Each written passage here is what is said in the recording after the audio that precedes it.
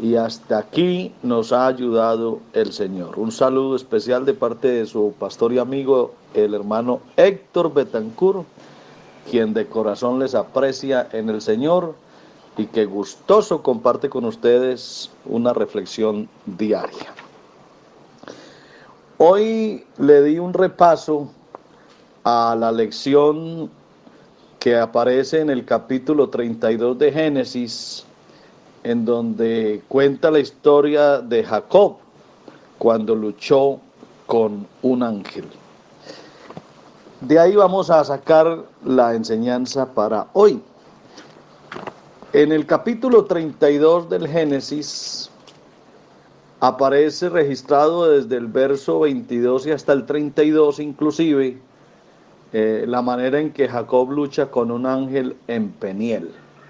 Dice en el verso 24 que Jacob se quedó solo y luchó con él un varón hasta que rayaba el alba. Y cuando el varón vio que no podía con él, tocó en el sitio del encaje de su muslo y se descoyuntó el muslo de Jacob mientras con él luchaba. Y dijo, déjame porque raya el alba. Y Jacob le respondió, no te dejaré si no me bendices. Y el varón le dijo, ¿cuál es tu nombre? Él respondió, Jacob. Y dice en el verso 29 que entonces Jacob le preguntó y le dijo, declárame ahora tu nombre. Y el varón respondió, ¿por qué me preguntas por mi nombre? Y lo bendijo allí. Esa es la lectura bíblica. Estaba, como les dije, mirando, repasando un poco esta historia de Jacob y recuerdo cuando había salido Jacob de Canaán 20 años antes, había salido solo, con las manos vacías, pero ahora regresaba, ya no regresaba con las manos vacías, sino convertido en todo un príncipe de tribu, iba con riquezas, rebaños, ganados, siervos. Es decir, Dios había cumplido la promesa que le había hecho. Y el mismo Jacob también le había dicho eso, Señor, si tú me bendices en el camino en el que voy, si tú me ayudas, yo he puesto esta piedra por señal, será casa de Dios, y ahí fue donde le prometió a Dios incluso darle los diezmos de todo.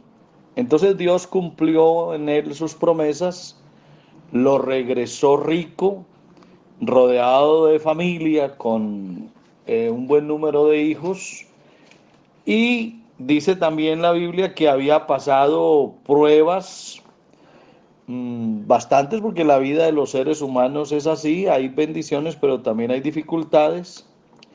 Se había despedido de Labán, su suegro, y hay un asunto curioso, mirando aquí en el Génesis, que cuando salió Jacob de Canaán, ángeles lo habían despedido.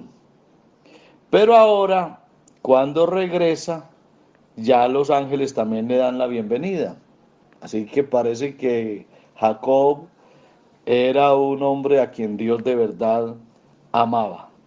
Ya Isaac eh, aún vivía, pero Abraham, su padre, había muerto hacía unos 100 años ya, ¿sí? Acuérdese de eso, digo su padre en el sentido pues genealógico. Ahora ya Jacob estaba entrando en su herencia de la tierra prometida de Canaán, y Dios había estado con él hasta ahora en toda esa vida que había llevado. Pero aquí es donde me llama la atención toda la historia, porque ahorita Jacob eh, ya sabe lo que se enfrenta. Ahora sentía que necesitaba a Dios más que nunca. Había sido perseguido por Esaú, su hermano, y todavía Jacob le temía. Pero eso indicaba que él, en medio de toda esa vida agitada, tenía que enfrentar una nueva etapa.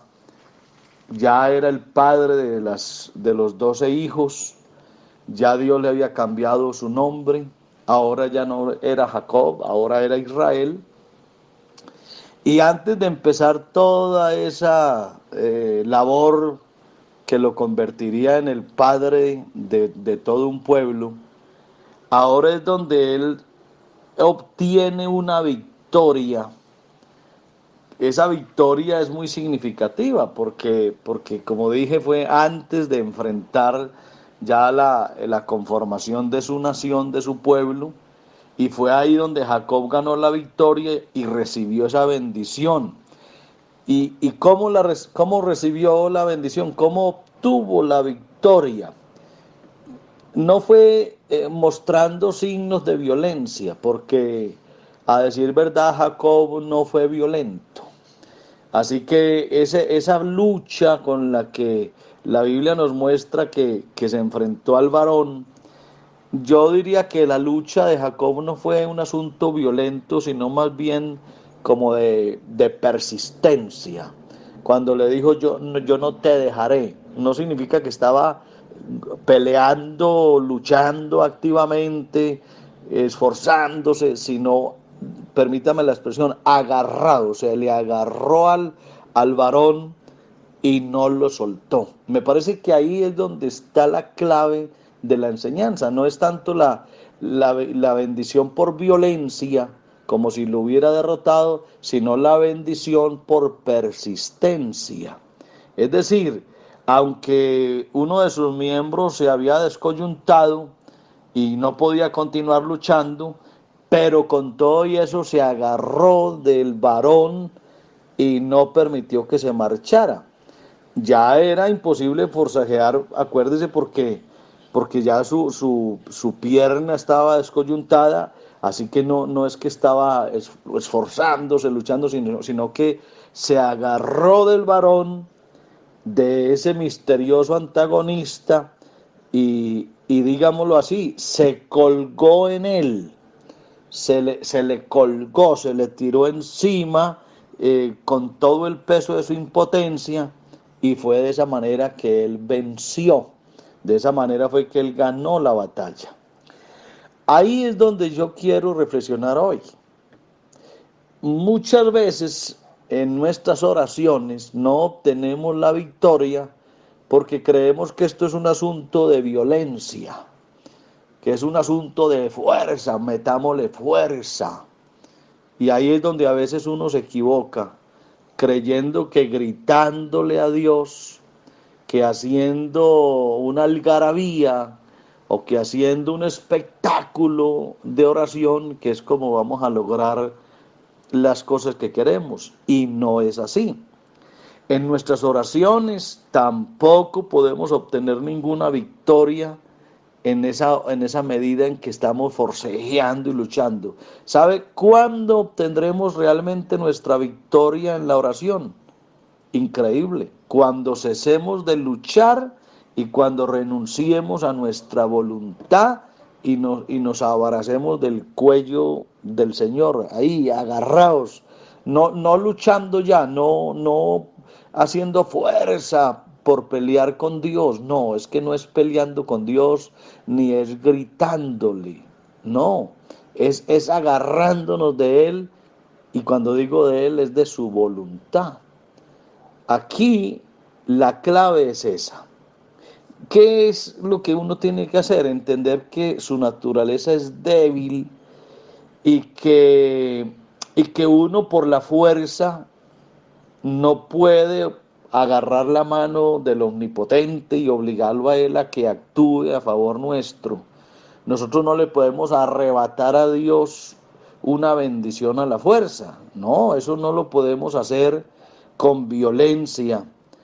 Lo que tenemos que hacer es usar la fe como un verdadero poder que se le adhiere a Dios. Es decir, echarnos sobre Él, no a forcejear en Él, sino a doblegarnos ante Él. Usar nuestra debilidad para que Dios actúe. Si uno no hace eso, la respuesta de Dios no va a llegar. Es decir, la respuesta de Dios va a venir a mi vida cuando yo me entrego por completo a la voluntad de Dios. Ahí es donde ya la arrogancia, la jactancia, la prepotencia se van y aparece la humildad, aparece la debilidad. Es que aquí es donde aparecen las palabras del salmista David, ¿se acuerdan? Cuando él dijo, a un corazón contrito y humillado no despreciarás tú, oh Dios.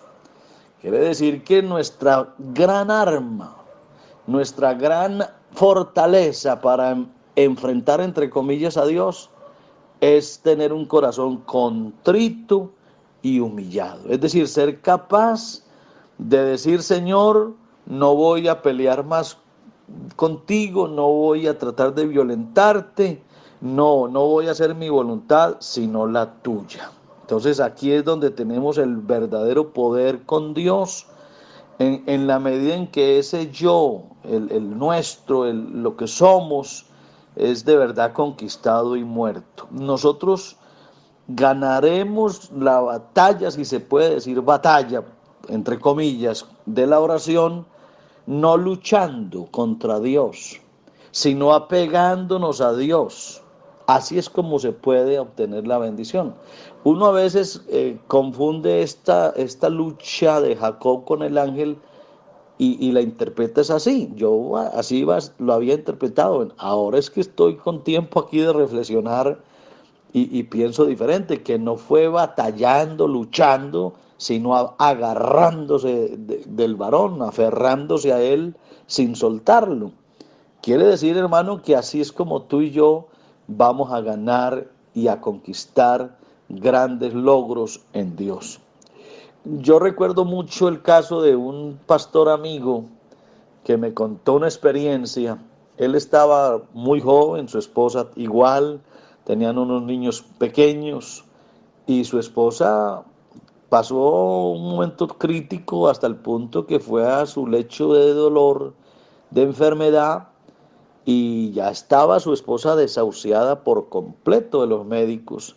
Pero me contaba ese amigo mío que él se arrodillaba día y noche a pelear con Dios, así me decía. Me decía, yo peleaba con Dios. ¿Por qué te vas a llevar a mi esposa? ¿Por qué? Y su esposa intentaba morirse y no podía. Y él insistía y peleaba con Dios diariamente. Era una situación tan crítica que su esposa no se mejoraba y tampoco se moría. Así que llegó un momento en que él, después de varios días y semanas de lucha, él recapacitó, él reflexionó y dijo, pero ¿qué hago yo? ¿Quién soy yo para estar altercando con Dios si la voluntad de Dios es que mi esposa se sane, Él la va a sanar, o si ya es su momento que el Señor quiera llevársela, se la va a llevar, y quién soy yo para pelear con Dios? Así que cambió el modo de orar y dijo, Señor, no pelearé más contigo, te la voy a entregar y lo que tú hagas estará perfecto. ¿Por qué? Porque ya él veía que su esposa también quería un descanso, quería morirse, y él con sus oraciones de alguna manera estaba impidiendo que Dios hiciera su voluntad. Yo también recuerdo otro caso de un hermano que administré aquí en alguna de las iglesias, y un gran hombre, un gran anciano. Íbamos a orar por él con frecuencia, pero Dios no quería sanarlo. Y todos los días íbamos a un grupo diferente a orar por él. Era una batalla para no dejarlo morir, pero tampoco se sanaba. Así que llegó un día en que él mismo entendió que uno no puede pelear con Dios, que no tiene sentido pelearnos con Dios. Y cuando fui yo a orar una vez, me dijo, pastor, bienvenido a visitarme, le agradezco mucho, pero hoy si va a orar por mí, le voy a pedir que por favor no le diga a Dios que me sane. No le diga a Dios que me sane, que si me toca morirme yo estoy preparado. Y me tocó prometerle que no iba a orar a Dios que lo sanara. Yo recuerdo que iba con alguien y oramos por el anciano y no le dije a Dios que lo sanara, no peleé con Dios y le dije, Señor, tú eres el dueño de la vida y te entrego a este hombre para que hagas en él lo que tu voluntad quiera. Créanme, hermanos, es verdad que habían pasado tal vez más de un mes, toda una iglesia orando por ese hombre y no se podía morir, ni Dios lo sanaba.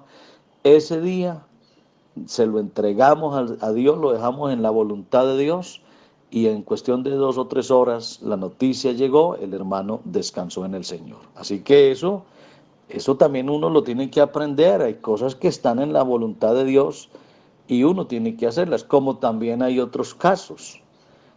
Hay casos en que un hombre está orando, por ejemplo, por un hijo que está en una situación crítica y no pasa nada, no hay solución, no hay respuesta, hasta que el penitente entiende que no es peleando con Dios, sino dejándolo en la voluntad de Dios. Y también hace resultado que hay sanidad. Así que uno, hermano querido, lo que tiene que hacer es, en estos casos, no pelear con Dios, sino apegarse a Dios. Apéguese a Dios. Amén. Entréguese con todo al Señor y deje que Dios conteste la oración, que Él haga siempre su voluntad. Me parece que eso es clave, esa es la respuesta de Dios y eso es lo que aprendemos de la vida de Jacob. No te dejaré si no me bendices. Ese no te dejaré, vuelvo y digo, y con esto termino, no es peleando con Dios, porque no somos nadie para pelear con Dios, para que Él haga su voluntad. Cuando dice no te dejaré, quiere decir yo me echo sobre ti, me agarro de ti, no con violencia, sino que no te suelto. Entonces, las oraciones se hacen no con violencia, sino con persistencia. Y hay que orar con sabiduría, dejando que sea Dios siempre el que obre. Un abrazo gigante para todos, bendiciones y que el Señor les ayude.